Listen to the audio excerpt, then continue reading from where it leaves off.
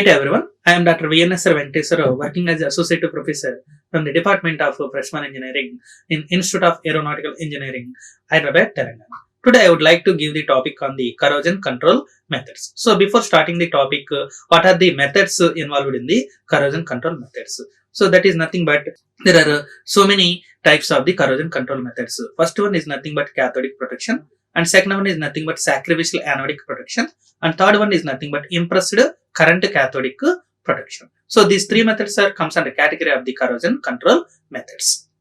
So first we discuss about the cathodic protection. I think all of you know about the corrosion of a metal takes place at anode. So if the metal is forced to be act as a cathode, then it should be prevention from the corrosion phenomenon. So that means the metal should be safe side. Always, if the metal can act as a cathode, it will be protection takes place. So that's why the metal is forced to be act as a cathode. That is nothing but a cathodic protection. Okay, so that means it is a technique used to control the corrosion of a metallic surface by making the cathode of an electrochemical cell. That means a simple method of protection connects the metal to be protected to a more easily corroded sacrificial metal to act as the anode. That means the sacrificial metal then corrodes instead of a protected metal. For structures such as long pipelines, whereas passive galvanic cathodic protection is not adequate, an external direct current electrical power source is used to provide the sufficient current.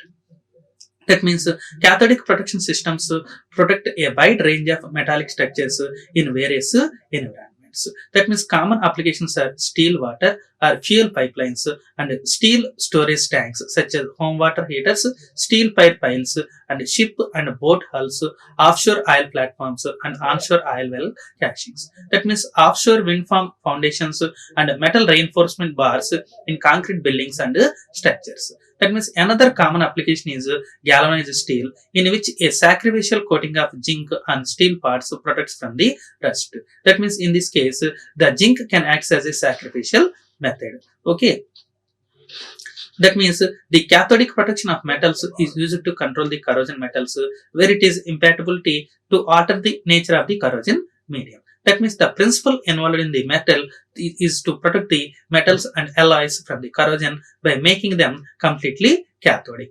That means since there will not be any anodic area on the metal, therefore corrosion does not occurring takes place. That means the following are the two types of the corrosion protection. That is, first method is nothing but sacrificial anodic protection method, and the second method is nothing but impressed current cathodic protection. So first let us discuss about the sacrificial anodic protection. So that means in this method, the metal structure can be protected from the corrosion by connecting with the wire to a more anodic metal. That means the coated metal is more active metal and the base metal is less active metal. So that can be finalized by the electrochemical series. For example, if the base metal is iron, it will be coated with the more active metals like zinc, magnesium, and aluminum. So if the metal is more active or less active, it will be depends upon the electrode potential of a metal. So that will be the data reference from the electrochemical series. That means as this more active metal is sacrificed in the process of saving metal from the corrosion, it is known as a sacrificial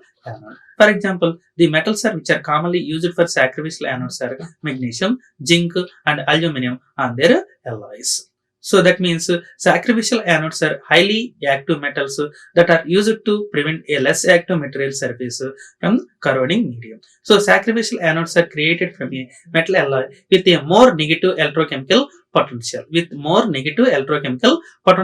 Than the other metal. It will be used to protect. That means more active means it contains the more negative potential, more negative electrochemical potential. If the metal should be more active means it contains more electronegative potential. That means the sacrificial anode will be consumed in the place of the metal it is protecting, which is why it is referred to as sacrificial anode.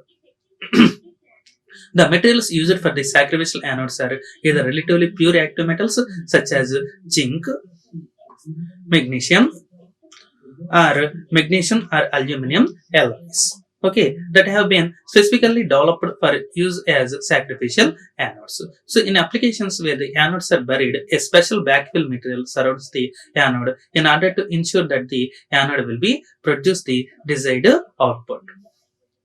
That means since the sacrificial anode works by introducing another metal surface with a more negative, electronegative and much more anodic surface. Already we discussed about active metal means it gets more negative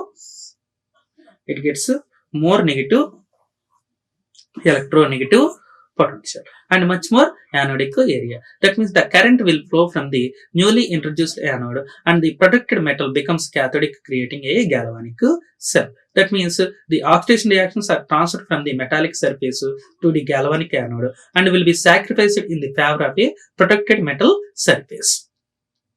That means sacrificial anodic protection layout we see, that means it is a iron pipeline buried in the earth condition. That means bottom of the earth in the ground level, and that is should be insulated to a copper wire, and there is a sacrificial anode like zinc, magnesium or aluminum and present in their own electrolyte solution. Then when the sacrificial anode undergoes a oxidation phenomena at anodic position, and it can sacrifice its life for the production of a base metal like iron pipeline.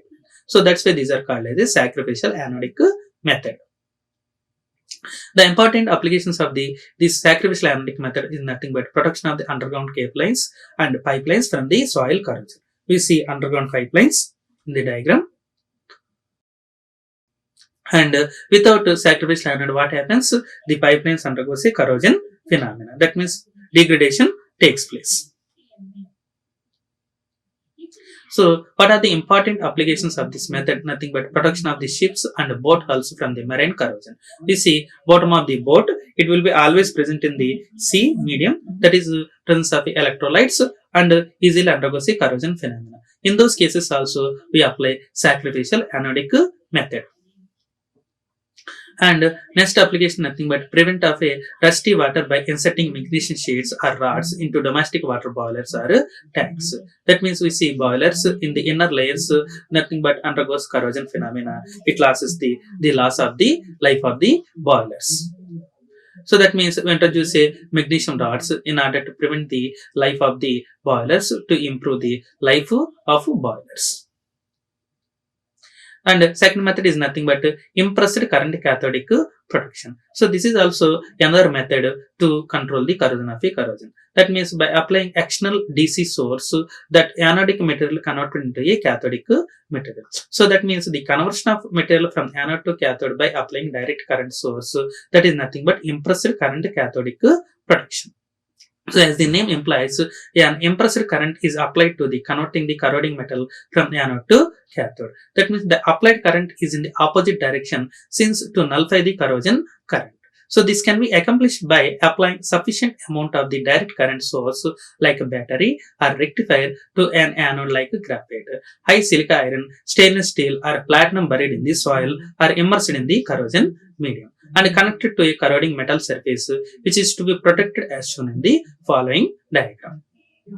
So we see the diagram. It is nothing but impressed current cathodic protection. This is the short form ICCP. Okay, and buried pipelines are present in left side and anodes are present in right side. Okay, by applying direct current source, so this anodic metal will be converted into a cathodic material. So it is the block diagram. We see buried pipeline left side and these anodes are presented right side and direct current source. Okay, with the help of this direct current source, the anodic metals are converted into cathodic material. That means the rectifier drives the corrosion current to stimulate the anode corroding media. So we see the layout of impressed current cathodic protection. So it is mainly based on the DC source, nothing but direct current source, and at the same time the ground level is taken consider. So below ground level the iron pipe, baseline pipe is present in the presence of a soil, and insoluble electrode is present at electrolyte solution. Okay, so this is also possible with the direct current source. With this source, that anodic metal will be converted into cathodic material with the impression of direct current. So that's why this is called as impressed current cathodic protection or method. That means in impressed current cathodic protection, electrons are supplied from an external cell so that the object itself becomes cathodic and not oxidized. So this type of cathodic protection ion has been applied to buried structures such as tanks and pipelines. Especially the application of impressed current cathodic protection, nothing but tanks and pipelines, and transmission line towers, and marine piers, and laid up ships. These are also applications for a impressed current cathodic protection. Since their operating and maintenance costs are very less, they are well suited for the large structures and long-term operations. So this is the advantage of the impressed current cathodic protection, applicable to long structures for long-term operations. So this is the picture diagram of impressed current cathodic protection. Already we discussed about the previous slide. So impressed current cathodic protection, simply abbreviated as ICCP. It is a corrosion protection system consisting of a sacrificial anodes connecting to an external power source. The external power source, often a DC power supply, direct current, provides the current necessary to drive the electrochemical reaction required for the cathodic protection to occurring takes place. In the absence of a DC power source, we apply transformer rectifier. Connected to a AC power can be used. That means in the case of the transformer rectifier, we apply the alternative current but not direct current. That means alternative sources may also be used to power the electrochemical cell, including wind, solar, or gas powered thermoelectric generators. That means impressed current cathodic protection systems are typically used in relatively large structures, whereas passive cathodic protection methods are ineffective or impractical. For example, passive cathodic protection is suitable for protecting individual structural members and appendages. So, however, this method generates the minimal current, making it ineffective for protecting larger structures such as oil and gas pipelines and storage stacks. That means rather than depend upon the natural potential difference between the anode and cathode material, ICCP systems use external sources to provide the necessary current.